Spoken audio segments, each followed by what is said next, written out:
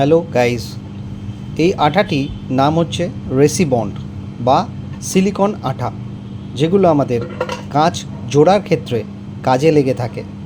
এই অ্যাকোরিয়ামটি আমি গালিব স্ট্রিট থেকে কিনে এনেছিলাম এবং আনার পর বাড়িতে এসে দেখলাম সেখান থেকে কিন্তু জল লিক করছে।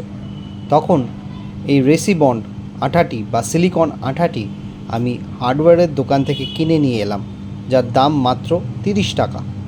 এবার সেই আঠাটি আমি কিভাবে লাগাচ্ছি অ্যাকোরিয়ামের মধ্যে যেখানে যেখানে গ্যাপ রয়েছে, এবং সেটাকে কমপ্লিটভাবে আঙুল দিয়ে কিভাবে ইউজ করা যায় সেটাও দেখাচ্ছি, যাতে কোনো রকমভাবে লিকেজ না থাকে। এই আঠাটি লাগাবার সময় একটা জিনিস মাথায় রাখতে হবে আপনাদের, যে সেখানে যাতে কোনো জল না লেগে থাকে, সেটাকে পুরো ড্রাই করে নিতে হবে যেখানে যেখানে আপনি আঠা ইউজ করছেন।